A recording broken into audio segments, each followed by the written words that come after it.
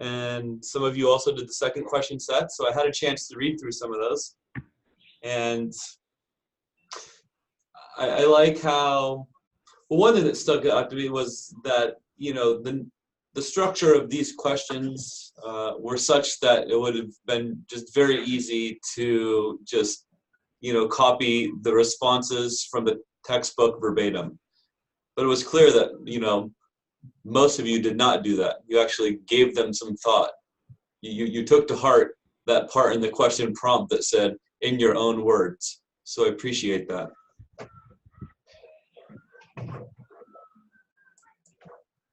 Regarding the readings so far, what do you guys think of the textbook? Any strong opinions, one way or the other? I like the first chapter quite a bit. The second chapter is a little harder for me to get into. I don't know why. Right. The second chapter talked about like the differences between the personal preferences and professional perspectives. Mm-hmm. Yeah. And I felt that they could have done, less of a convoluted job of treating that subject. Yeah, it feels that way to me as I'm reading it, and I didn't want to say that, but thank you. I had a harder time with that chapter. These are the I fell asleep twice reading it, if it makes you feel better. What's that, Rachel? I fell asleep twice reading the second chapter. Nice. 3 days. Yeah. The first chapter, I read the whole thing, and it was like fine. Yeah, same for me. Right. Yeah. No, I feel that regarding the second chapter, when they get into like all like the taxonomies of learning, like the cognitive and the sensory motor and the social, it was not explicitly, the connection was not explicitly made between like what they were talking about and how, these different, kind of perspectives within these taxonomies would factor into a difference in, professional perspective. That's where I was struggling with it, because I was like, how is this linking to preferences? And that's the part I struggled with it. It was like, I'm supposed to be answering these questions about personal, professional preferences, and this just feels like we're being taught different taxonomies again. Right. Sorry. Right. That was my thought. No. Don't apologize. It got better at the end. The end is feeling a little bit better, but that right, first when they talk about like kind of like test scores and some of those other factors that are kind of more concrete. Mm-hmm. Well, I did my best to really mull over, especially that section on like the taxonomies, with the goal of trying to come up with a way to relate it to how these things might contribute to differences in professional and personal, and in this case, professional perspectives. And then I'll just give you a little foreshadowing. I think it really has a lot to do with like whether your professional perspective was developed in the context of general education or special education. Because like some of like the items or the components in like the sensory motor taxonomy and the social taxonomy, like those things are, kind of similar to the types of skills that we might work on with students with disabilities in the classroom, like, responding to social engagement, the fine motor or, gross motor development and like kind of like the sensory motor part. So that was kind of how I interpreted their very kind of unsuccessful attempt to relate these things to professional differences in professional perspectives. But we'll get to that later. So what I wanted you to do first was to go over a few of the snippets from some of your question set responses that I really enjoyed. I didn't name the authors, and these are just examples that I thought, were creative and really did a good job of, hitting the proverbial nail on the head. And Another question that I have, do people have their textbook handy? Yes. Oh, good, good. Because I wanted us to do a little role-playing activity, okay? Situation 1A. And so we'll get to that, you know, in a few minutes. So if you haven't turned in any of these question sets, again, I'm flexible. I'm not going to start deducting points. The only time you will lose points is if you just never turn them in at any point during the term. And in that situation, you will lose points and thereby receive a lower score for the term, for the course, I should say. All right, let me go ahead and take over this screen. We'll go with this one here. So we're going over the chapter sets right now, not Kaufman. I just want to be clear. The Kaufman article, we're doing chapter sets first. Oh no, yeah, Kaufman was for issues 556. No, I know. Are we gonna go over that in the Oh, following? so we'll yeah. So good point, Kimberly, because we did not go over Kaufman last Right. week. We'll go over Kaufman and Vaughn together next week because I think, well, I underestimated the amount of time that it would take to listen to everybody's list of trends and issues, which was kind of my ultimate goal for that class session. But I don't see it as, you know, a negative thing that we didn't get to it because we can kind of talk about the two pieces together because they do kind of hold competing perspectives on kind of how special education research or practices can benefit the general education setting. So we'll go over it then, okay? Okay, yeah, just so you know, and I don't expect you to remember, I won't be in the meeting next week. And I don't Neither know. will I because of conferences. We have Same here conferences. too. Yeah. Paul and Jessica, we have solid conferences all day, all night, Wednesday and Thursday. Okay, yeah. And again, I will post the recording. On another note, YouTube has magically started accepting all of my .mp4 files. So like my YouTube page now has all of the videos on it. So we have them in two places. I'll share a link to my page. And so then you'll have kind of two different means by which to access the videos. Okay, so here we go. Let me resume my sharing of the screen.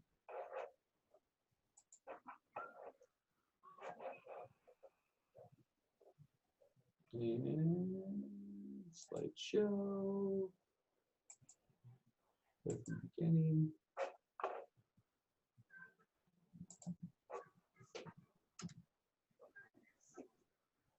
Okay, so it seems like the general consensus was that the first chapter of this textbook was just kind of much more straightforward. It provided a lot of, useful clarification of terminology. It, described various aspects of kind of, some of the details of collaboration and consultation in the in the context of school and supporting students with disabilities. Provided some historical background, which I thought was nice. We won't get into the historical background today, unfortunately. But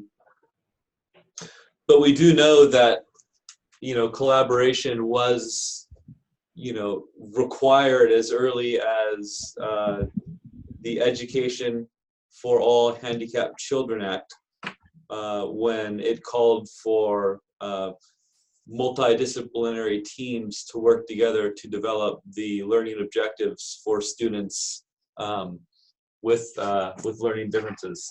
They didn't use the term collaboration, but multidisciplinary teams working together toward a shared focus or goal. It certainly is collaboration. So these quotes come from the first question. So I just took the first question. I asked you to think about collaboration, consultation, and teamwork. And so I just took a few quotes from your responses to each of kind of the subsections of those questions. Quote number 1 here. It takes place when members of an inclusive learning community work together as equals. Effective collaboration, is voluntary, based on mutual goals and shared responsibility. Now, this bold accent is mine. Does anyone have an idea why I put in bold this section here that says effective collaboration is voluntary? Well, why should that be kind of a standout point here? Well, you could choose to just stay in your room and hide and not collaborate, but you're definitely not going to get things done as well as when you do collaborate. I will say that. Is that what you're referring to? Absolutely. Or you could not be in your room, and you could be in the room with the people that you are, that you have been, required to collaborate with, but you don't want to. And so, if you're not voluntarily entering into a collaborative relationship, well, chances are, the output, the outcome of that work is going to be less productive. It occurs when there is a pooling together among staff, administration, students, parents, and/or community members of resources, knowledge, and insight. I thought this was a nice little snippet because it's very comprehensive. Kind of captures all of the important individuals or personnel that should be involved in a collaborative relationship, in addition to the artifacts or the sources of information that should also be factoring in to that collaborative endeavor. So good job, whoever wrote that. Lastly, collaboration refers to members of a school or district team working together in a manner that honors and validates everyone's input. And so here, I should have used my bold font highlighting, and I should have bolded this last part here that says honors and validates everyone's input. Why is that important?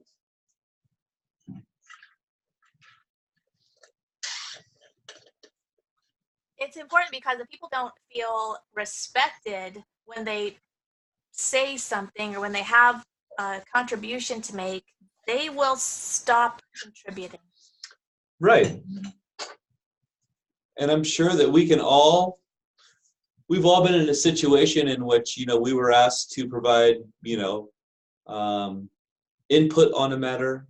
We were asked to come up with a potential decision, and that decision was not the correct one, right? And if the response to, that kind of, misplaced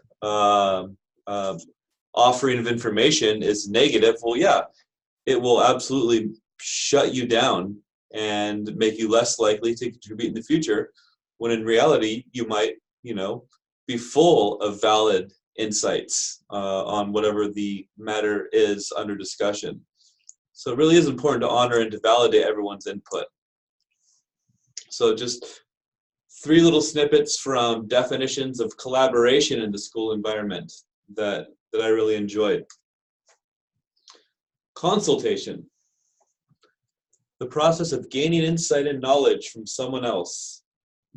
There's the consultee, the consultor, and the client. Each role can be filled by anyone in the team. And that is very important to realize. Even the most expert individual on an IEP team can be a client in a certain situation. For example, a school psychologist could be a client considered as having been fulfilling the client's role if a parent is expressing, to that individual kind of the details of situations that cause their child to engage in self-injurious behaviors, right? In that case, the parent would be kind of the consultor, and the school psychologist the consultee, with the child being the client. Point 2, takes place in the process of collaboration when one individual, a group of individuals, advises others in their area of expertise. And this was just a nice kind of straightforward definition of how we generally think about what consultation entails. And they're like here that this person explicitly brought into their response the fact that consultation generally takes place in the context of collaboration. It's really hard to have consultation if there is not a collaboration between individuals, between 2 or more individuals.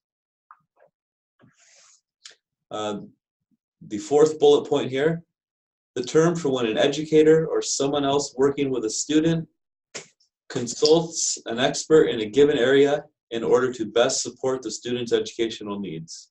So again, just another nice, succinct, straightforward definition of what consultation means in the school environment. And then this is a very nice one here. The final one, point number 5. It enables people with diverse expertise to generate solutions to students and classroom problems. So this is implying that many people can be consultants, right? And these various individuals are, coming equipped with diverse sets of expertise, and they apply those together in the generation of solutions to students and classroom problems. So nice work on those definitions of consultation. And then lastly, I want to look at the just a few examples of teamwork.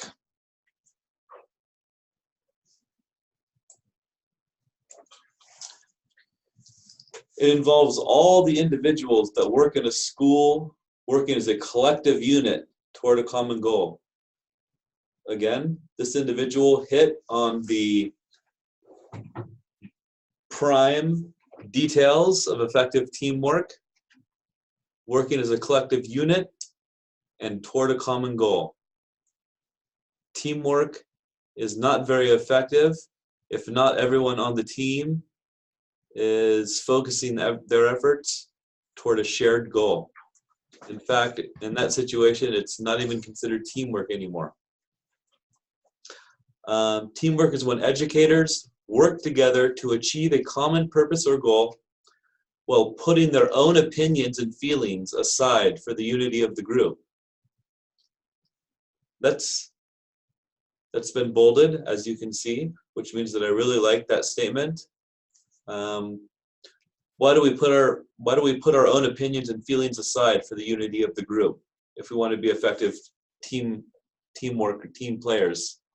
What is the purpose of that? What is that going to solve?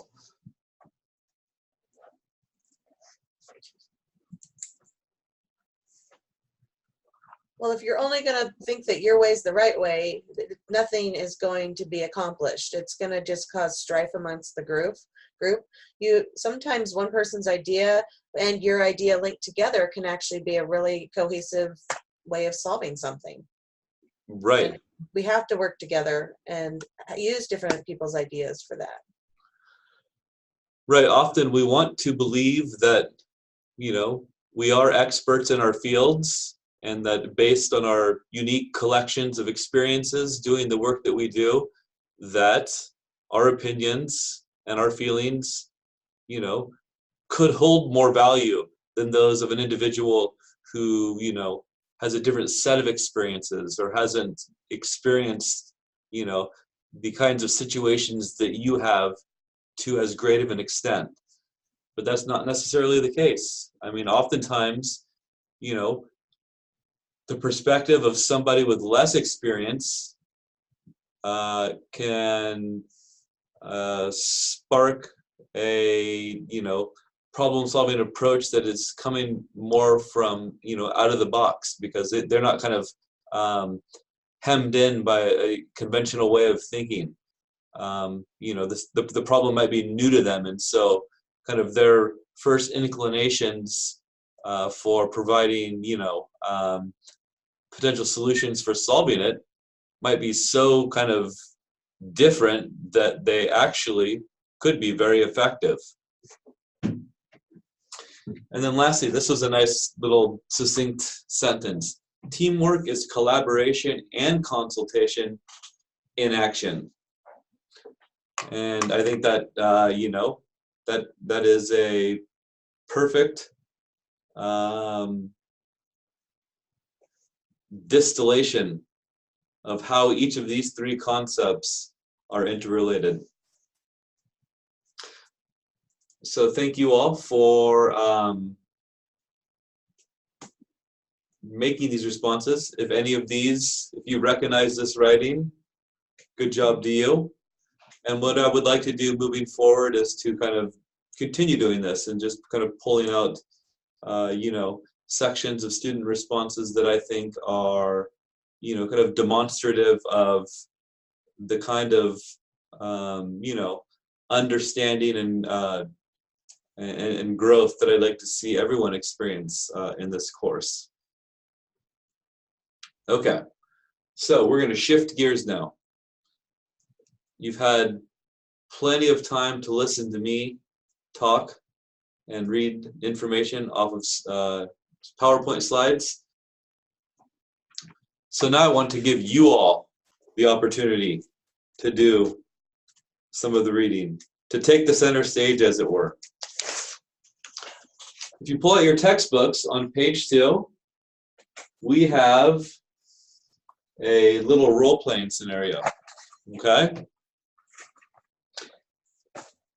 And this role-playing scenario, the setting is the faculty room of a typical high school where 4 faculty members are sharing school news and airing their concerns.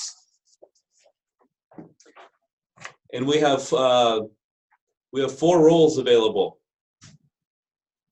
And I'm going to ask each of you, or 4 of you, to choose a role. If there's one left over, I will more than gladly take it. I have to go run and grab my book real quick. I'll be right back. Okay. I'll be a PE teacher. Who's PE teacher? Lori. Lori's PE teacher. Excellent. Yeah. All right, I'm going to note that. I'll be the music teacher. And was that Rowan? Yeah. Okay. I'll do English. Was that Kimberly? Yeah. Okay. You can do math. And Amy. who, that was Amy? Yeah. Okay. Math teacher. Okay, well that satisfies our cast requirements. We'll wait for Jessica to get back. I'm back, but I didn't get a role. It's okay. Okay, well, I apologize. Okay, so essentially, as I mentioned, this is a hypothetical situation in which some teachers are in the faculty lounge and they're discussing a situation that is related to more special education students kind of being entered into their classroom. So it's kind of on the topic of kind of the collaboration and co-teaching that's going to be necessary to make these the situation successful. So we'll read through it, and then I have just a few kind of guiding questions that I would like for us to consider after having heard the dialogue. So, English teacher, take it away. I'm getting another student with intellectual disability next week. More outcomes of the legislation for special education, I guess. I'll have him in my English class, along with the student who has behavior disorders. Must be because you're doing such a great job with that one. But I know what you mean. Our special ed teachers don't seem to be providing as much direct service for these students as they did when I first started teaching. But that was before we ever heard the words inclusion or collaboration or co-teaching. And before that, and before we were introduced to mainstreaming in least restrictive environments. Remember that one? And inclusionary classrooms. Well, a collaborative school consulting teacher, now that's a mouthful, is coming to our next departmental meeting to talk about our roles in helping students with their special needs. I understand we're going to be asked to collaborate with her, along with all the other things we do, of course. We may even be encouraged to try some co-teaching with the special education staff. Don't those two words cancel each other out? Consult and collaborate, that is. I believe you English teachers call that an oxymoron. I guess I'd be inclined to consult a tax accountant for some expert advice and think of collaboration as where everyone works together to accomplish some common goals they've agreed on. As far as for co-teaching, I can tell you what a difficult process that is when you have a group of independent thinkers and free spirits who like to do things their own way and all want to be the star. Well, frankly, I'm not interested in word plays right now. I'm more concerned about finding out where the time is going to come from to do all the planning and coordinating this will require. My schedule is packed and my few minutes of free time don't jibe with anyone else's except for this brief lunch period. Furthermore, I want to know who will have the bottom line responsibility for which students and when, where, and how that will happen. Right. I've had some concerns about expectations for student achievement in my courses, not to mention all the testing we're required to do and what the test results will show.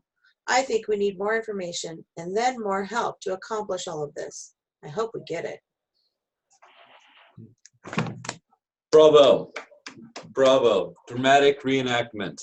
I appreciate it. Okay, so clearly these teachers are holding some very kind of, pronounced perspectives on this whole idea of inclusion and collaboration. So based on this dialogue, would you say that there was kind of an overarching a theme that, we could find kind of threaded through each teacher's response requiring this new requirement for collaboration? Lots of concern. Concern. And what was their concern surrounding? Whether they're going to be able to be successful doing what they're being expected to do, which is working together with the SPED teachers and the other teachers involved with the students. Collaborating. Right. Yeah. Mm-hmm. If they're going to have time to do it. Right. On top of everything else. So they mentioned time. Right. A few people mentioned time, along with all of the other things we do, of course. So that's the English teacher said that. So it seems like, maybe they're not totally against the idea, but what they are concerned about are some of the kind of administrative kind of restrictions, right? They're going to be asked to do a bunch more work, but without an adequate amount of time to devote toward learning to do that work and putting that work into action. I think the other piece was the responsibility piece of it. Like, whose responsibility is it really mine? I can't remember, one in there was like, when they said that the SPED teachers aren't, oh God, who said that? The SPED teachers aren't doing. Are you talking about the math teacher, the second line there? Yeah. Mhm. Yeah, our sped teachers don't seem to be providing as much direct service for the students. Almost like there was disdain towards the sped teachers, like they should be doing more, and it's not really the gen ed teacher's responsibility. Right. In that statement.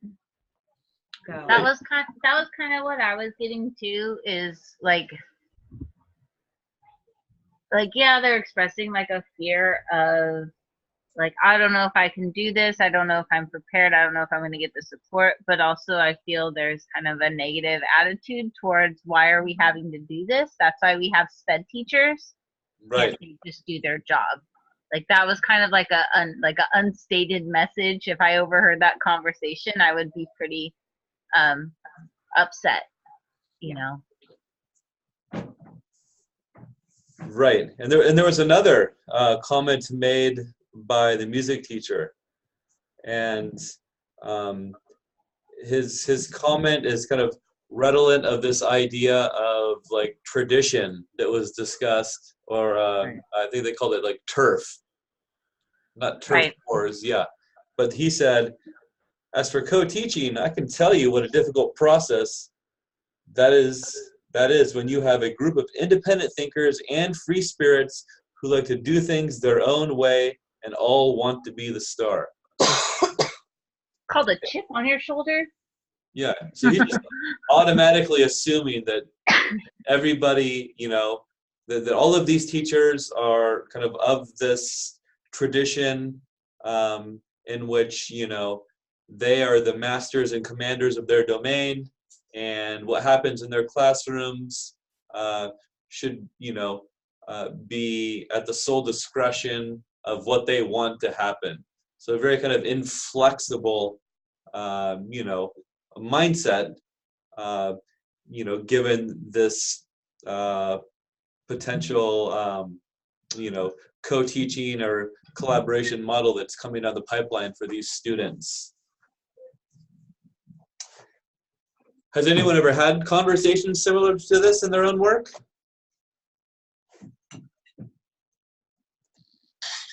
Yes, people are moaning all the time. They're doing what all the time? Moaning. Moaning all the Complaining. time. But not you, of course.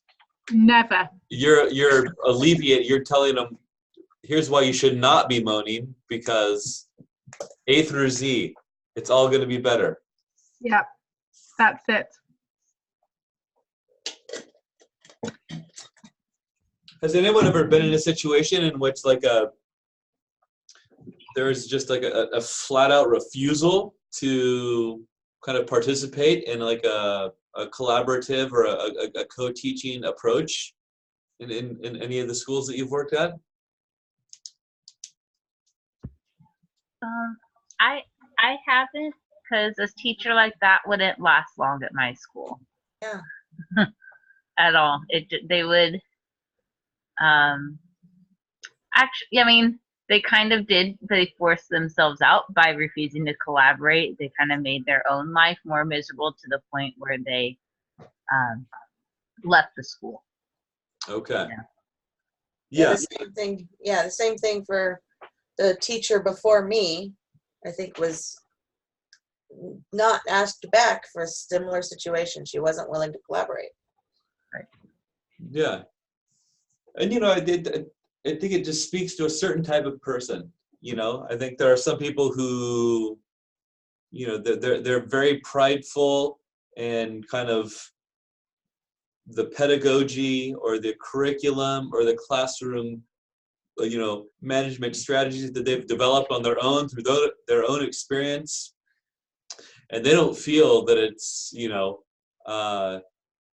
okay just to share this wealth of knowledge that they've developed through their experiences with other people, which certainly is, you know, a very backwards way of thinking about it, being that you are working in a school, and a school is composed of a team of individuals with a shared goal of educating, you know, children and young adults.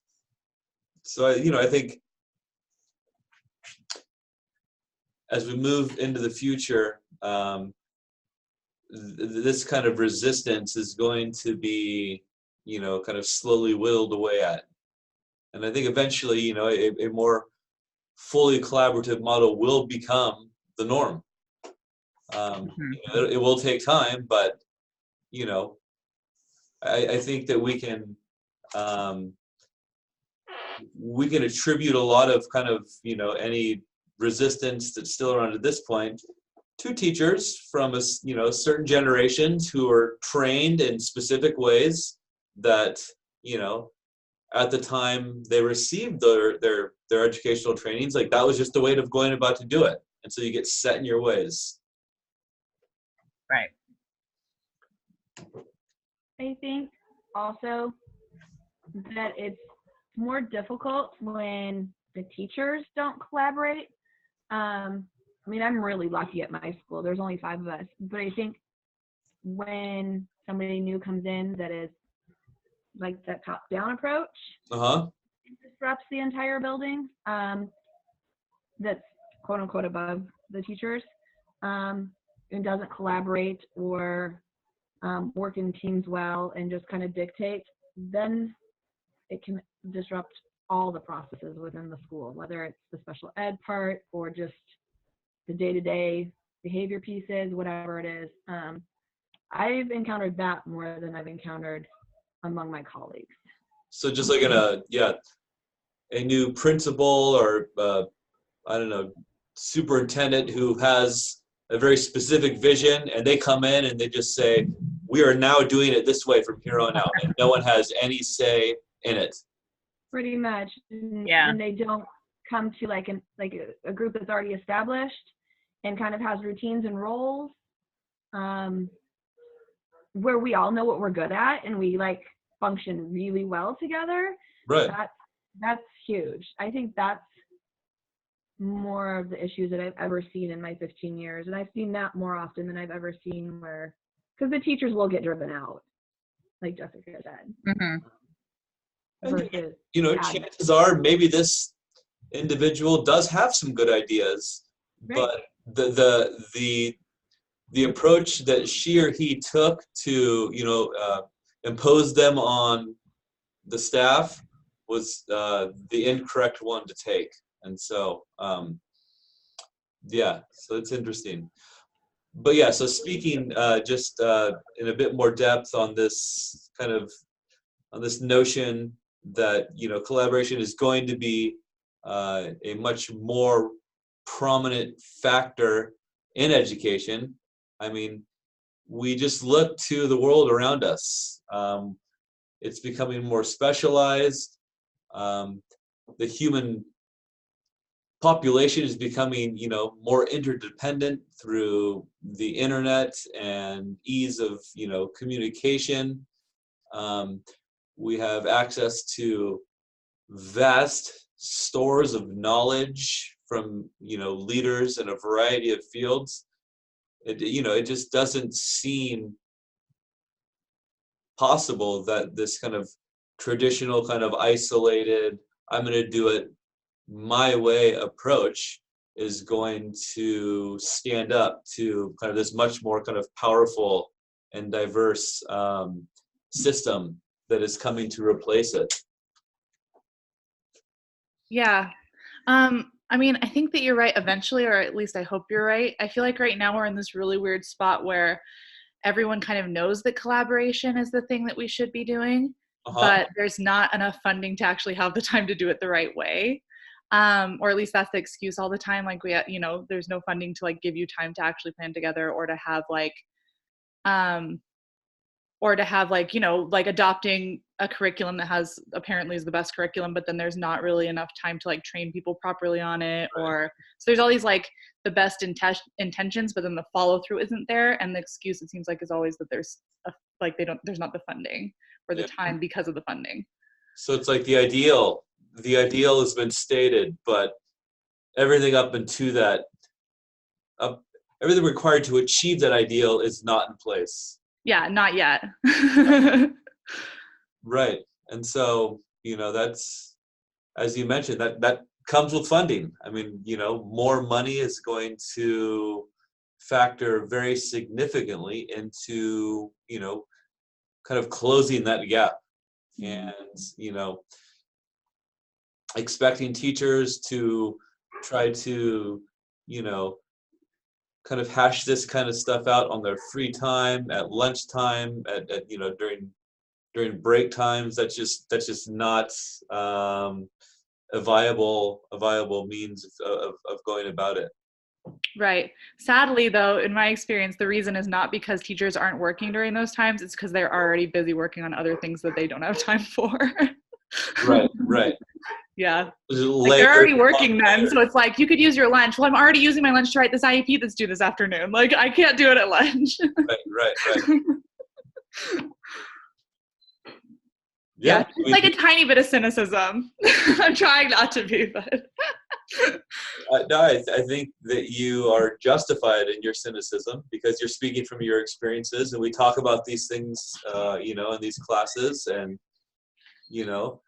I'm presenting them in like this kind of like idealized bubble, but you are popping that bubble because you are like the person saying, well, yeah, it makes sense, but there are still many hurdles and obstacles that need to be overcome before we can kind of achieve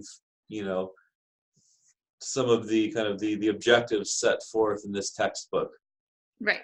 Which is still a good goal, but there needs to be like a plan to actually meet the goal instead of just, there's a lot of like saying this great goal, but then there's not really like a plan to meet that goal at all. Or like the people coming up with the goals are like the people who are at the top, but then they don't work with the people who are like actually doing it to figure out how to do it. So what needs to happen there is that we need to apply for multi-million-dollar Institute of Educational Science research grants, and we need to develop models of collaboration. And so certainly as a university professor, that's kind of one of my tasks. And I know that there is money out there for this, so maybe you'll hear from me, down the road. Because, yeah, go for it. Because let's do it. It requires somebody with like the credentials, but more importantly, it requires people with the know-how in the field who are going to, make the problem, real, as it were. Mm-hmm.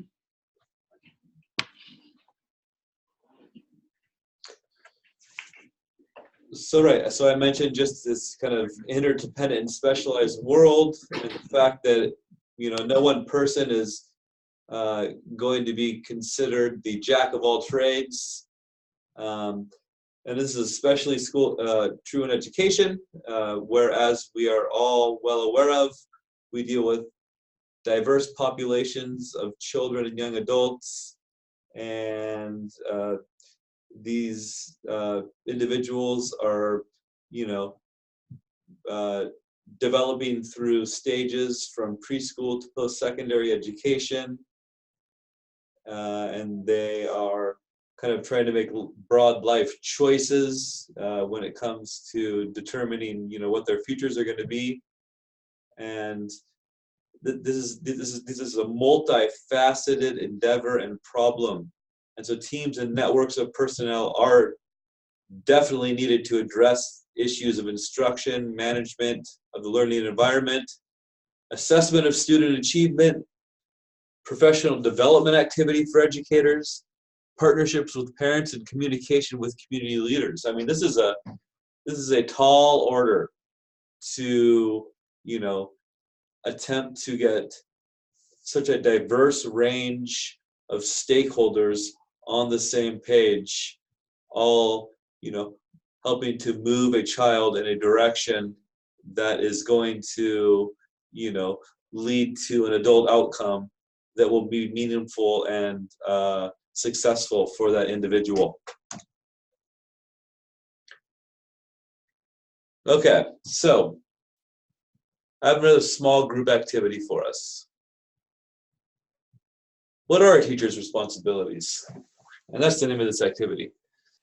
So in groups of threes, I just want you to use some short phrases and list all the specific responsibilities that you can think of that you as a teacher typically performed during the school year. 1, 2, 3. So 2 groups. Wait, 1, 2, 2 groups of 2 and 1 group of 3.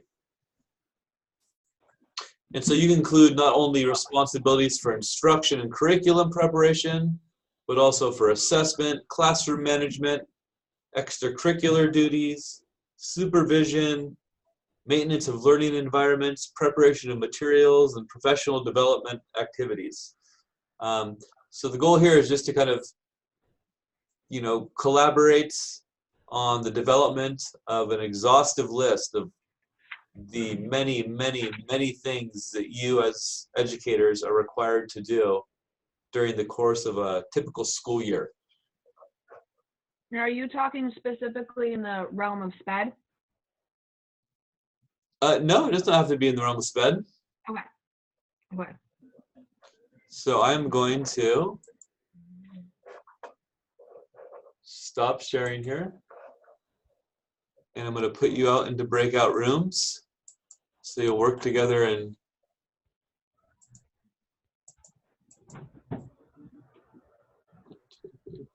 two groups of 3. I'm going to create the rooms. And I am going to open all rooms. So I've never done this before. Am I supposed to hit join? Hi. So I Hi. am in your breakout room. You are. Okay. Okay. So short phrases that teacher tasks. Mhm. Oh my God. I don't even know. 3? Like 3 every minute. Okay. Okay, wait a second. I can take notes. Yeah. Thanks, friend. Make sure someone's writing this down. Yeah. Yeah. This is not easy. The first thing, because I have like my actual like roles, like this is your job and you do this job, but so I feel like so much of what I do in my job is not like, Yeah. like here are your responsibilities as a teacher. And I just think like one of my biggest responsibilities and what I think takes the most energy and time and like tact is I deal with there's a lot of like I put out fires of like when kids explode. Behavior management. Behavior, yeah, thank you. But it's so much more. Behavior management, you got one. It's like behavior management, but it's also like I'm their counselor, so they're gonna come and sit and like. So you're a consult. Maybe like Oh, yeah. debriefing or something. Would you call that like Yeah, debriefing? and so like it's like that's a huge thing. Yes. I think I think And to behavior management assess. doesn't really encompass it. It's right. But I want to throw out assessment and of course planning and I'm just like brainstorming very.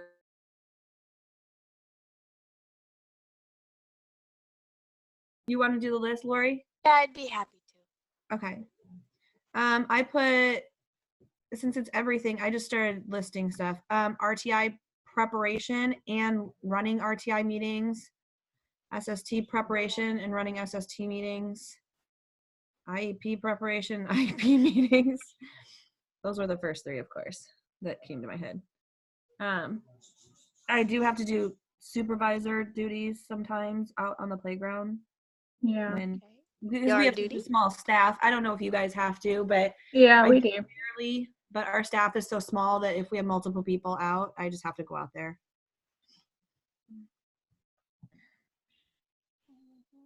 Classroom management. Classroom management, yeah. I don't know. I have to run and prep 20 groups for as small as my school is. That includes like social skills, math, reading, writing, reading specialist, check in, check out. I don't know. Trying to think what else. I mean, those are the most main ones. We advisor group. So because I'm in a high school, I have a group that I check their grades, I check their planners every day. Sometimes Professional development. Yeah. I don't know if you guys ever have to do this, but like we have OT and PT consults, but because we're so small and we only have one for all of our county, they usually hand me a sheet and they're like, here, you need to do this. It's like, okay. So sometimes I have to do OT and PT therapy stuff. Wow. Yeah. Grades. Grades, yeah. Those are fun. Parent teacher conferences. Oh, yes. Yes. Next week. Be a gold role model. Yes. Be everyone's mom. Be everyone's mom. Yeah. Nurse. The nurse. Did you say that one, Rowan? Nurse. No, I just said be everyone's mom.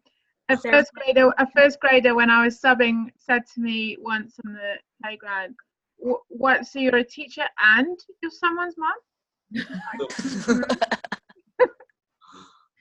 My kids started going to my school this year. Oh, Yeah. cool. That blew all my students' minds. They're Yeah, like, like- wait, What? You're a real person? out of here.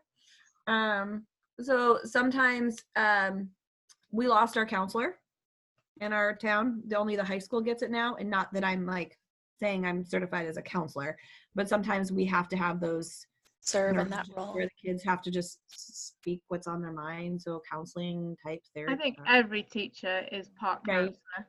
Yeah.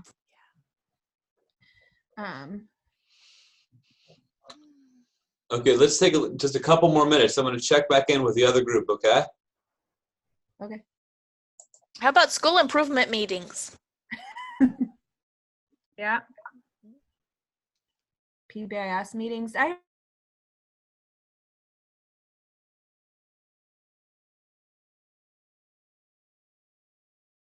Parties don't set a fire. And then I come back, they're like, did you even wash your hands? I'm like, yeah, I'm a teacher. I can pee fast. I don't sit there and like Snapchat my friends while I'm on the toilet. I got stuff to do, kids. Come on. Yeah. But yeah, if we don't take care of ourselves, that should be part of the list. I really feel that. Yeah. No, Because it's to be a important. good, yeah, to be a good teacher, you have to take care of yourself too, for sure. For And sure. it's hard to do because we're so busy. That's the part that I'm still trying to figure out because I feel like You know what else we have to do? Is we have to do professional development and like all Yes. like the goals, and you have to do that. And, Oh yeah. Oh darn it! I have to do Goals. that. yeah, I know exactly. But I was talking with other teachers about that, and that was my exact response. Oh shit! Oh sorry! Oh crap! Oops. Okay. And PLCs. PLCs. Yeah, your too. PLCs. Uh-huh. Okay, professional goals, PLCs, professional development. did we get committees on there? No. Like I'm on Yeah. student study teams and there's committees that are Oh associated yeah, with also that. like Advisory, like student Yes. success team. Yeah. You know, I don't know what you guys call it. We What call is it? our student study team SSTs. Yeah, SST. We call it that too.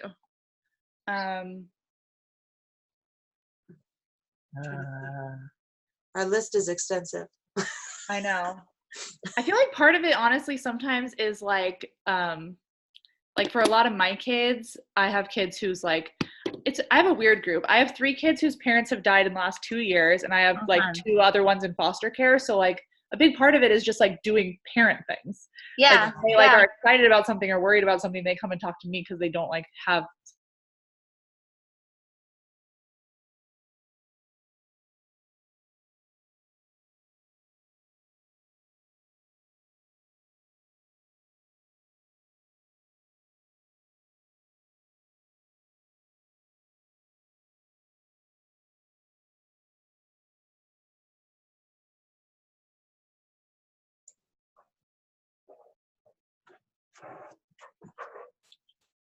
Okay, so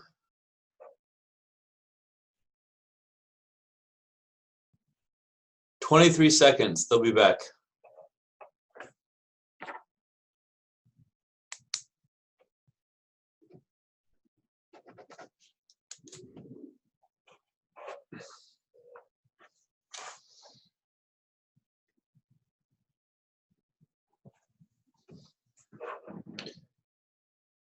Okay, so can everyone hear me? Yeah. What else is muted? Okay. Well, so I was really amazed by just like the so few number of things that you all had to do in your jobs. I thought that there would just be like so much more happening. But that's not true. So we did that activity for a reason, and I'm gonna share that reason with you all after we take our 10-minute break, okay? So I'm assuming that at least one person in each group compiled a list, or between the group members themselves, you guys can remember the list, and we'll use those for a little activity. So it is now 6. What time is it? 6:02. Let's meet back here at 6:12, okay? And we will continue onward. Okay. All right, we'll see you then.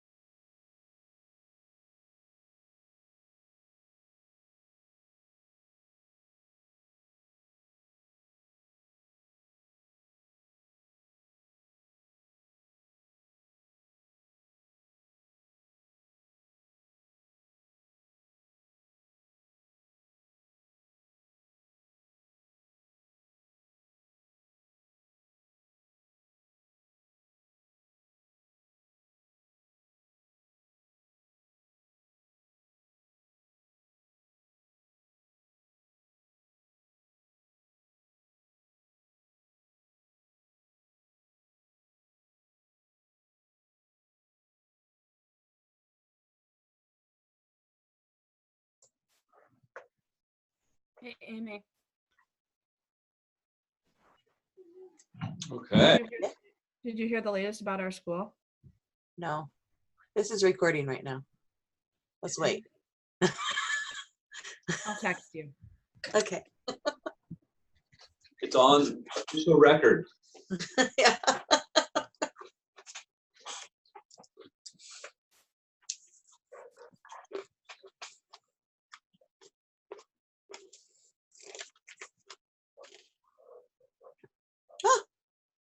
Oh, there it is.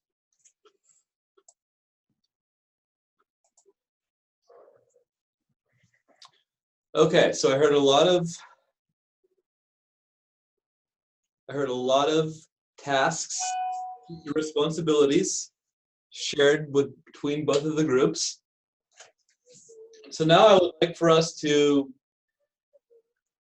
we don't have to categorize every single responsibility into one of these different categories of tasks. But I would like for us to think of at least a few from each group that would fall under, one of these 6 categories. So, were any of the responsibilities that you all listed best situated in the instructional domain? Yeah. What are some examples? Teaching and assessment. Right?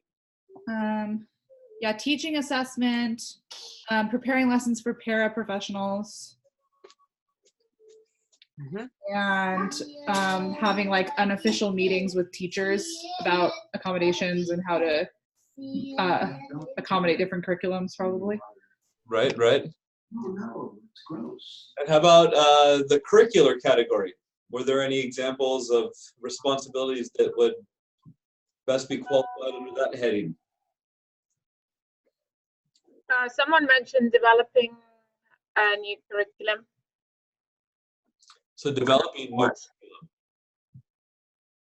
Developing what? Someone mentioned developing a new curriculum. It wasn't you, Kimberly. It was right. So certainly developing a new curriculum would fall squarely in the category of a curricular task. How about managerial? That would be like all the paperwork. Right. All the Well, and also leading the paraeducators that you have. IEPs, doing the paperwork for it, leading the meetings, leading data entry of all of that. Good. How about evaluative? Those are assessments, of course. Right. And writing your goals and compare, and trying to make sure that you have to evaluate yourself. Good. Evaluating all the data that you collect to make sure that the kids are being taught in the area that they need, and you're not, more. And how about the category of support or supportive tasks? Well, that's communicating with your teachers and giving them what they need for their classroom. If they need a weighted blanket or they need headphones, and you offer that stuff for them, and you're giving them what they need so that the student can be as successful as possible within their environment. Perfect. And I would also think like supportive also comes to mind, like supporting them outside of academics, something like along the lines of social skills or behavioral interventions, or like in not necessarily counseling, but being a counselor, like to support students through anything that's going on, that kind of stuff. Good. And lastly, professional growth related categories or activities. PDs, professional developments, trainings you attend. PLCs, staff meetings. Yep. Student study teams. Yeah. So the big question, are any of the tasks that any of you all just mentioned carried out most productively on an individual basis? No. Often they need to be work together to make it to be successful, in my opinion. Right. I mean, like one person, like I think, okay, yeah, I have to set up all the documents for the RTI and the SSTs and IEPs, but once I have the documents, they're projected. We have to sit and collaborate over that data. Those Mhm. kids aren't with me all day long. I mean, I have a perspective, everybody has a perspective. So individually, you might have to like put the Do data a piece. together, but that is for a larger project requiring collaboration of other team members. Yeah, we might do a piece of it, but in the end, we all have to come together to work through it. Good. So this activity served my purpose perfectly. That is because that purpose was to demonstrate what you all are already very familiar with, that basically all aspects of your job are probably carried out more productively and more enjoyably when you're working with competent individuals to help you achieve those ends. So really the whole purpose of that activity was just to, illustrate that very obvious fact. So thank you for taking the time to really think through in a detailed fashion about the kinds of tasks that you do on a day-to-day basis in the classroom. And then just here are a few more examples of the kinds of things that we as educators are doing when we consult and collaborate. Discussing students' needs and ways of addressing them. Actively listening to colleagues' concerns. Assisting families in different transition periods throughout the educational careers, whether that be from pre to K, elementary school to middle school to junior high to high school, and then even from high school into adulthood. Designing and implementing IEPs, and then lastly, participating in co-teaching or in demonstration teaching. So the take home here, collaboration is of the utmost importance to perform our jobs adequately. If it is indeed our wholehearted intention to most effectively serve the students on our caseloads that we are serving. And so, to be successful, what does this entail? This idea of collaborative school consultation, an interactive process in which a variety of stakeholders combine their knowledge and expertise to reach conclusions regarding what a student's educational needs are, what their educational plan should be, determining, new and functional behavioral goals, and then implementing the plans, assessing the outcomes of those interventions, and providing follow-up as needed. So this idea of kind of this traditional way of going about, being the kind of sole holder of all the information that's necessary to help your students succeed in the classroom is really one that's now falling by the wayside and being replaced by this collaborative model in theory, but we still need the money and the resources to implement it in a consistent way across school districts and even within certain school districts.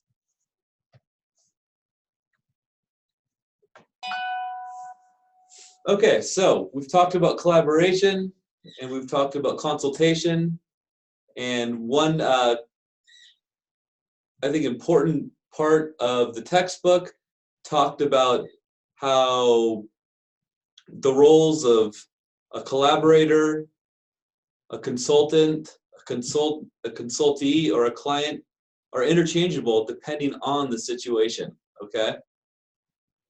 Any one person who is consulting in one situation may be a consultee or even a client in another. And so in the figure on the next page, I have identified a number of roles that are common in educational settings. And depending on certain circumstances, could be a consultant, they could be a consultee, or they could be a client. And so I'm going to go ahead and show you this, this figure here. And what you see is a series of personnel coded either in red, blue, or green. Red being a consultant role, blue being a consultee, and green being a client. And so I would like to just go through a few of these and, you know, hear from you all about a situation in which, for example, a special education teacher might fulfill the role of a consultant. Can anyone think of a situation in which that might be occurring? Well, when a teacher comes to you and says, well, like the biggest one I have, like, so we have accommodations and modifications, and that's a really big thing that a lot, that I have to explain to a lot of the general education teachers about what's the difference between an accommodation and a modification. I have a lot of kids that are graduating with a modified diploma, and they have these modifications. And so making sure that those, you know, that we're across all the classes that this student is in, that their modifications are, what's the word? That they're, that in one class they're not getting, like, their modifications aren't so heavy, in another class they're not getting any. And so, you know, consulting them on what those differences are and how to calibrate them. That was the word I was looking for. Yeah. Right. And so your example actually also takes care of the second bullet point in that list on the left. The general education teacher as a client, right? In that case, maybe the SPED teacher as the consultant is treating gen ed teacher as a client, because the client is requiring, you know, this knowledge in order to, you know, effectively differentiate between what a accommodation or a modification means, a specific study or within a specific, you know, instructional program. When might? Wait, can I ask a question really quick? Oh yeah. So in that last example, would the general education teacher have been the client and the consultee? I'm confused by the difference. That's a good clarification. Okay. So yeah, one could make the argument that in that situation, yes, the gen ed teacher could do both, because, you know, we think of the client as the person who is in need, like, right, they're the person who is requiring some kind of service. And the consultee is the person who is getting the information from the consultant in order to better serve the client. So yeah, I think we can make an argument that in that case, you know, the general education teacher kind of blurs the boundary between a consultee and a client. So how about a student with a behavioral disorder as a client? Who can think of a situation in which that individual would be fulfilling that role?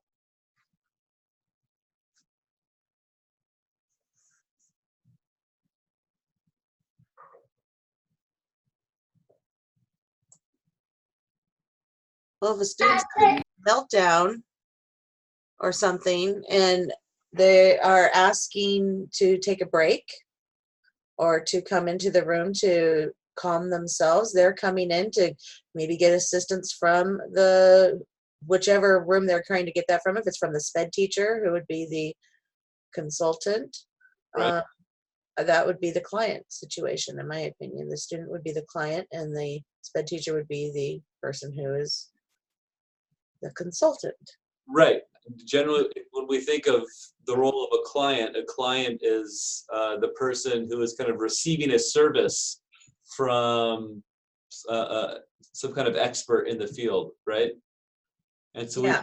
we say the same thing about a student with autism. You know, in this case, a student might, you know, be requiring you know, services from an occupational therapist to assist with kind of some sensory regulatory activities to help the student kind of calm down enough to be in the classroom and remain engaged with the material that is being presented in the lesson plan. How about a special education director? Could a special education director ever fulfill the role of a consultee?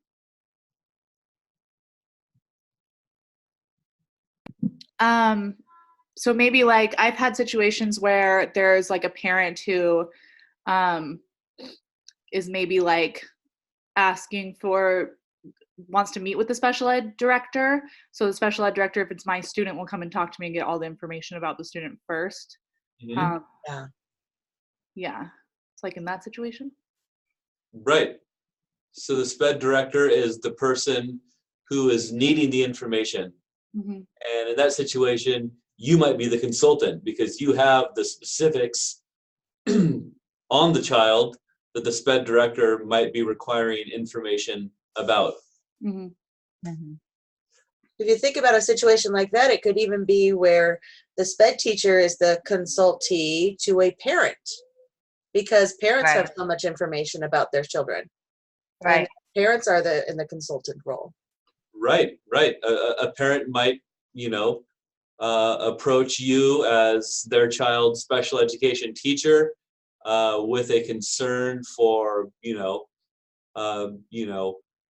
maladaptive behaviors that are occurring at home, or you know, resistance to doing homework, and so they're seeking information from you that might help them to support that student in, you know, kind of reducing those behaviors or implementing strategies to get her or his homework completed in a timely manner.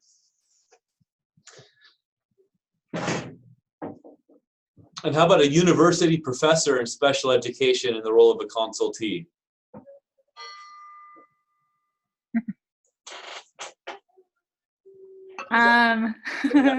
So maybe say that you like are new to the area here and you want to get more involved in like the local school district, Right. and helping with and collaborating with the local school district, but you don't know like who does what and everything. So like maybe you ask me to kind of let you know where to go for that, since I've been in the school district. That's not about a student, but No, but that's Yeah. a good example. I was thinking of one of my professors in my graduate program. He would always call a PhD. He called it permanently head damaged. And then no offense, Jared, but a lot of times when you're in like a university setting, you're removed from the day to day, right? You're involved in, you know, studies and those kinds of things, which you look at what we're doing in the classroom from sort of like an outside perspective, which is really good to have, but it's hard to get to really understand what it's like quote unquote, like in the trenches, right? And so you need to hear that from people that are in there doing it to kind of keep a balanced and fair outlook on what's actually going on, you know? And so that would be a consultee.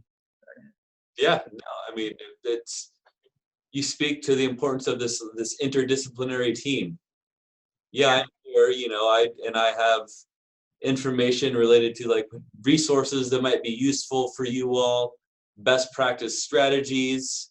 You know, I try to come up with creative ways to kind of get you guys thinking about kind of the material that we cover in our classes. But yeah, when it comes down to it, you all have kind of the first-hand experience that's going to support something that I said, or B, let me know in a very gentle way that I was misguided in something that I said, which is important. Well, there's like the ivory tower of academics and all that jazz. Yeah, no, it's forever been a kind of a negative kind of, I wouldn't say negative, but a disconnect. And so that's why it's important for people in my role to take active measures to really be involved in the trenches. And as I spend more time here at EOU, I mean, this is my first term, so I'm just kind of getting up to speed on the material that I need to teach and what I need to prepare you all for in order to be successful and pass the Orella test. But certainly down the road, like, one of my goals is going to be to establish these relationships and to go into the schools and just to kind of learn more about exactly what's happening, because that better informs my instruction, and it helps to kind of anchor the examples that I might give or the material that I cover in reality, more so than it than it might not be already. So we don't need to go through the rest of these.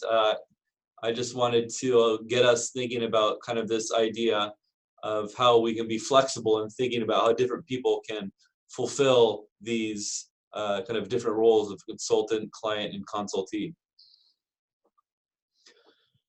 Okay, so now we're going to move into looking at strategies that might effectively help us work together with individuals who have different perspectives and preferences. So different professional perspectives and different personal preferences, which can be challenging. I mean, these don't have to just be cultural, these don't have to be personal preferences based on culture. The sources of these differences can come from a variety of experiences that don't just have to do with kind of the particular way or culture within which one was brought up. And so we'll start with just a definition. A perspective is just a mental view of facts and ideas. And this kind of contributes to the way that we see data and how we, interpret the relationships between such data. Generally, a perspective can be philosophical, encompassing such factors as reasons for choosing one's profession, one's work ethic, views on what a person's role is for that work, what it should be, opinions about how the work should be done, outlooks on its value, etc. And oftentimes the professional perspective comes from what? Our experiences, yeah, but specifically in what? Education. Education. Or education. We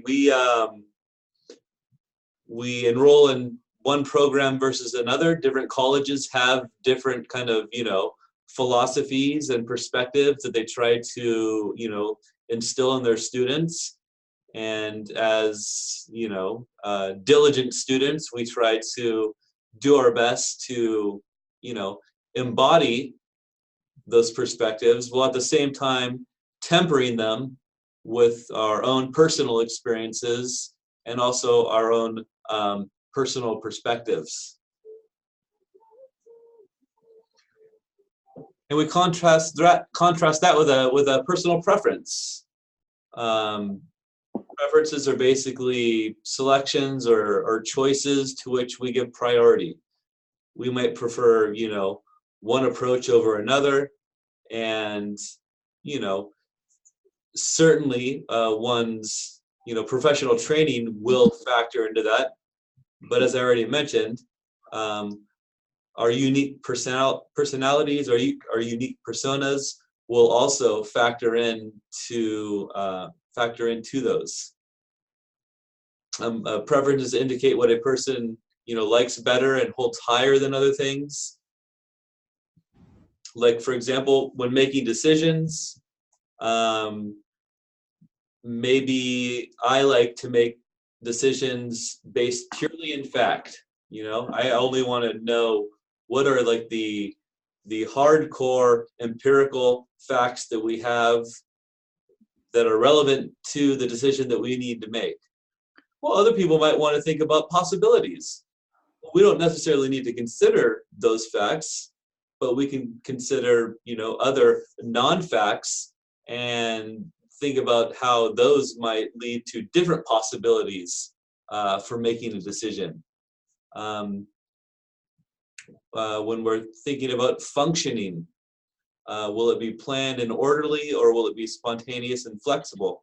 Right? These are all just basically largely rooted in our own personal preferences for going about doing things. And so we'll start our in-depth look with professional perspectives. And I already foreshadowed this a little bit. Our professional perspective assumes that much teaching philosophy comes from our school experiences. So, you know, kind of our experiences as students, and then, you know, more specifically, our perspectives and experiences as students in teacher preparation programs. So it's kind of like that balance. You know, what did we learn as students when we weren't learning to become teachers, and how do those factor into the experiences that we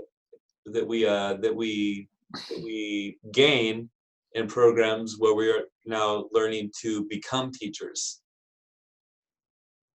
And, you know, certainly pre-service educators are always forming their perspectives and their preferences as they learn, you know, not only from their instructors, from their peers, but also, you know, from the readings that are required, you know, looking at, like, for example, Piagetian conceptions of learning, Vygotsky's zone of proximal development for helping students learn. I mean, there are any number of different learning theories that, you know, would be, you know, more or less influential to an individual kind of at this very kind of malleable stage of their educational development. And that's why it pays to, you know, certainly at these early stages, to read broadly, because there, you know, many people have many different things to say about, you know, what is a good professional perspective in the context of education. And so how might some of these differences in professional perspectives manifest? Or what factors contribute to them? We can talk about tradition, time, territory. We already mentioned taxonomies, talents, and trust. I think tradition is certainly one that we are all familiar with. You know, a professional perspective is rooted in the way that things have always been done. Not necessarily just the way that things have always been done, but the way that things were being done during kind of the formative educational experiences that made up our education, that made up our learning objectives and outcomes. So some examples of tradition that aren't necessarily, you know, kosher with how we like to think about special education today. So for example, considering special education as a place where students who need special help are to be, right? special education isn't necessarily a place. It's more so an approach. And we read in, we read in the Kaufman article, he was really advocating for special education kind of being more of an approach and not necessarily a place, right? It's based on how we are going about providing specialized instruction to support the learning needs of these students. And the place should figure secondary to kind of these identifying these effective instructional approaches. Labeling children and placing them in special services for unspecified lengths of time. Making this differentiation between SPED students as, belonging to special education teachers and general education students belonging to general education teachers. So kind of a compartmentalized conceptualization and separation of these two different approaches to education. Looking on families of students at risk as problems rather than as integral parts of the solution. I think I would assume that at some point in our careers, we have interacted with families of our students who, we believe weren't doing all that they could do to support kind of and to implement the strategies that we have developed in the classroom, and that, were they transitioned into the home setting would be productive toward bringing about development in a much quicker manner. And lastly, looking at general education services and special education services as just kind of separate things, as boats passing in the night, rather than as really integral components, seeing them on the same spectrum. They're not necessarily two fundamentally different things. They are similar in the sense that they do have kind of the same spectrum of approaches to educate students.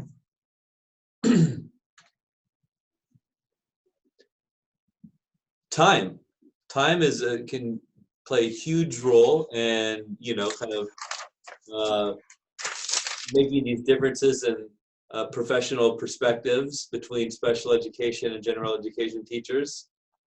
I know that Rachel already talked about this. Time is one of the most problematic aspects of trying to collaborate within a traditional school setting, especially if there aren't, officially sanctioned opportunities to do so. But I recall Amy saying some things a few weeks ago that in her school, they actually do have kind of these like official time set aside for this collaboration. And is that a correct observation, Amy? Yeah, we're trying to make sure that we include time for teachers to work together. Yeah, they have team meetings and things like that where the third grade class can get together and the SPED teachers can join the meeting, and anyone who's working with the students can join the meeting. I think it works really well. Good. Yeah. Is that separate from PLC time, or are you talking about PLCs? What's your definition of PLC? Professional learning communities. So like every Monday we have an hour late start from school, and then the grade level teams get together and they kind of discuss what they're doing. And it's every week, but I don't really consider that specifically like collaboration time with me, because I work with kids in multiple different grades and I don't have time to get to all of them. So like realistically, it's helpful for me to get like a general picture of like, here's what we're doing in class so that I know what I need to be like helping with for the kids who are doing the same basic things. but it's not enough time to actually like sit down with individually with teachers if they have like a kid who's really complicated or something like that. So It is a lot like that, although we make sure we make the time to go in there because, so if I'm working with a second, a third, and a fourth grade group, I try to make sure that, because we have like an hour and a half time for that I try to get half an hour with each group. And then we discuss specific issues at that point. And also, it's not so much, well, if they have things that they want to talk about, they can definitely do it at that point. But it's probably more like that is what I'm thinking of, more like your PLC. yeah. So like, yeah, so it is helpful, I guess, but part of it also is that that's when there's just a lot of stuff that's supposed to get done in that time. So I just feel like it's not enough time. Like there needs to be something specifically like, yeah, because it's like they also have to be looking at like data from like every unit that they're doing and deciding on intervention groups for the week and decide less like that's the only hour that they get to like decide anything basically for the week or plan anything that's like designated for that. And other than that, it's just you have to just meet during your prep time. Yeah, prep time also when we do it. Yeah.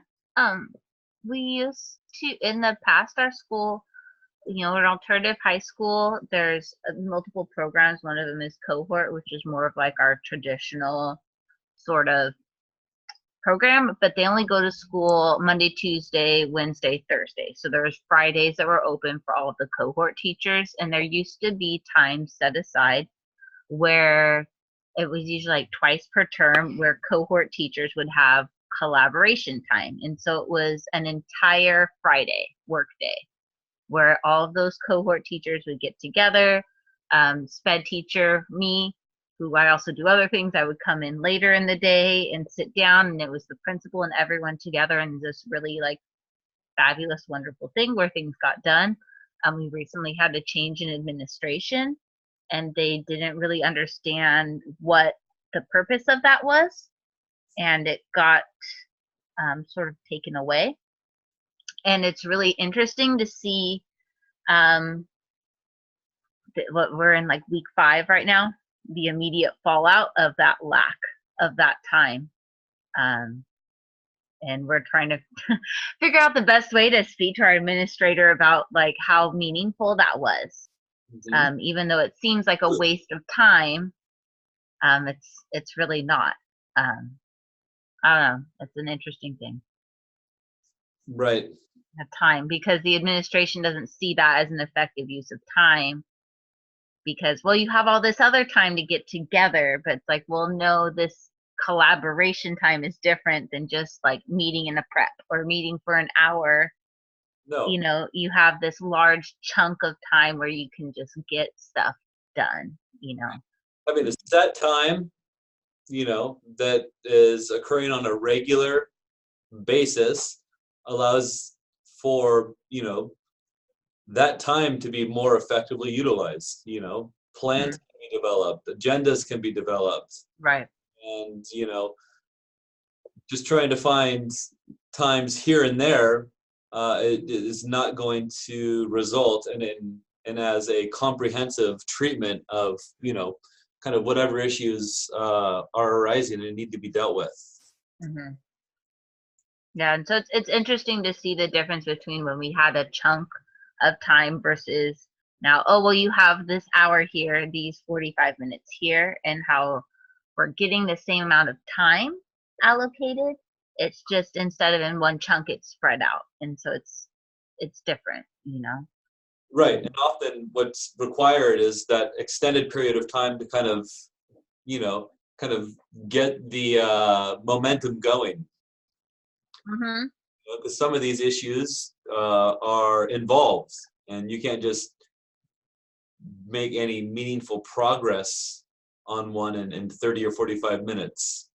You know, it might take that much time just to present all of the facts and the details required to reach an effective or, you know, appropriate kind of outcome on the situation. That's kind of what we found is it's we're rushed. Right. instead of having a, you know, like an agenda and this kind of thing. It's now like, okay, we got to get to this, and we don't have time to think or provide input anymore. You know, it's kind of gone. Right. And it's sad. It bums me out. So And then we talk about this idea of territory. I mean, here we're dealing with, you know, the fact that, you know, some teachers, they can't be coerced into being collegial and collaborative, especially when they're accustomed to being in charge and making, you know, being kind of the end all be all when it comes to making decisions as to the day-to-day operations of the classroom. And, you know, these individuals can bring those biases into, collaborative endeavors and really damage them. A lot like that thing we did in the very beginning, that on page 2, 3, or whatever it was. Yeah, That's a lot of territorial type stuff there. exactly.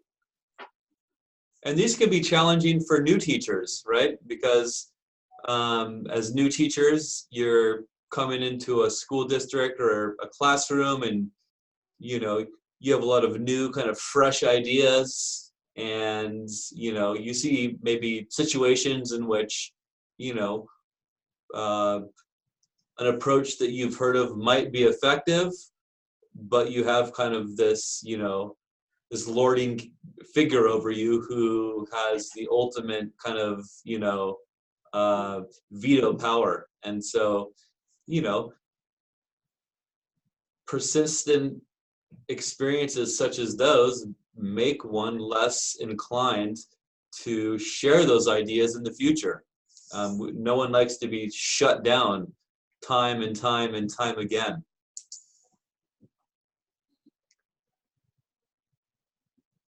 And so then they talked about the taxonomy here. I don't think I want to spend too much time here. We don't have a lot of time left. I do have some slides that you all can look at on your own. But as I mentioned, I think when it talks about, you know, how this relates to collaboration, it has to do with kind of, you know, the different domains in which we're trying to teach skills. So we have the, you know, the cognitive domain, right? So just teaching knowledge, comprehension, application, analysis, synthesis, evaluation. And so it's all about kind of being on the same page with a collaborating teacher with respect to a particular student's kind of learning abilities and requirements. You know, generally we want to stay away from just the rote recollection or recognition of facts and principles that can be like very easily tested, you know, using pencil and paper methods. Certainly comprehension is important, but really these higher order kind of factors, application, analysis, and synthesis, well, these are equally as important to our students, but they can be harder concepts to teach. And so, you know, this is, I think, speaking to the importance of kind of being on the same page with a collaborating teacher about kind of what is like the level of understanding that, you know, would be most appropriately suited to a particular student. The affective domain. This is basically speaking to awareness of the environment, the ability to react appropriately to environmental stimuli and to respond to appropriate elements within that environment. I'm going to just skip through some of these. I mean, I think sensory motor domain, I mean, certainly this is, you know, something, this domain is important for a lot of kind of the, some of the IEP goals that we might be developing for students who might have like intellectual disability, for example. Those who, you know, we are just trying to impart skills for the effective use of the senses. So, noticing, potential safety hazard in the environment, kind of recognizing, stimuli that are pertinent to a certain activity, becoming involved by then, demonstrating appropriate physical and sensory responses. The social domain, again, another, I think, important component of special education. Many students have, as some number of their IEP goals, objectives and benchmarks that are relating to the social domain, whether it be, becoming more effective collaborators, working in teams, working, with a diverse group of individuals toward a shared goal, effective communication, effective initiations of social interactions. So again, I think this taxonomy section of this chapter was more just to kind of bring kind of our attention to some of these very kind of fine-grained components of learning in different domains that, maybe some general education teachers might not be so familiar with and might not recognize as being, important learning outcomes for students with some disabilities. And this table is just from the text. I'm not going to go over it again. But there was one more thing that I wanted to do before we leave. And that is this. It's often helpful for us to compare our preferences, right? In order for us to kind of be better equipped to kind of, understanding and working with the preferences of other people, well, we should have, a fairly good degree of understanding of our own preferences before we might expect to be successful in kind of dealing with the preferences of others. So it's 7 o'clock now. Well, let's just go through one of these. Let's go through 1A.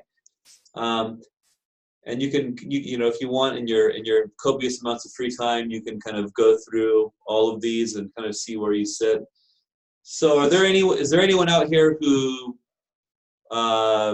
just readily offers their opinions to others, like very quickly? You have an opinion and you share it with that individual in the context of a group meeting, like very quickly. Or would you say you are more of an individual who likes to take some time to pause before responding? That's me. Most people are patient. We don't have anyone who just starts. I don't know. I feel like it depends. I feel like I'm in the middle. I think it depends on the topic or what the conversation is, whether I'm going to pause before I respond or I'm going to offer my opinion. I'm not one or the other. Right. So it's context. It's context dependent. Exactly. Yeah. Right. Yeah. What I find really interesting is this is one of the biggest things that gets in the way of a lot of our collaboration at my school. Uh-huh. The majority of people that I work with like to offer their opinions readily. And there's two of us, me included, that we like to pause before responding, kind of like think about it and put it together and then say something. And so as a result of being in this environment, like I get cut off a lot. I get I'll be in the middle of a thought, I kind of like pause and then finish my sentence, and that doesn't fly well, and so I'll get cut off. And so I would say I pause before responding, but I'm learning how to offer my opinions readily, or to keep speaking like quickly and not pause so that I can get my words out, and that's not always a good thing for me. And so it's a really interesting thing how I'm like evolving in that way, based on who I collaborate with, It's important. This kind of self-reflection, kind of knowing what our tenets are, and thinking of what we can, improve the situation. And we'll just do one. Here. We're going to look at 4A. Oh, sorry, 3A. I tend to hold firmly to my convictions, or I tend to compromise for agreement. I say again, that depends on how strongly I feel about something. Right. So again, context dependent. Bring it up. Yeah. I feel like I compromise in the short term so that I can like get what I want towards my convictions in the long term. Right. Okay. So that might be like slightly manipulative, but I don't know. Like if you No, know it's you can't win great. the argument, then just wait and like slowly convince the person. right. So let's compromise, but eventually I will wear you down, and I will get you onto my side. Eventually you'll see you're wrong and I'm right, so then you're gonna know. Cool, guys. So I'm going to put these slides, as per usual. I was over ambitious in the amount of information that we would be covering today, but I'll put them on Canvas. So there's a lot of good information if you want to have a look at them at some point. And before we go,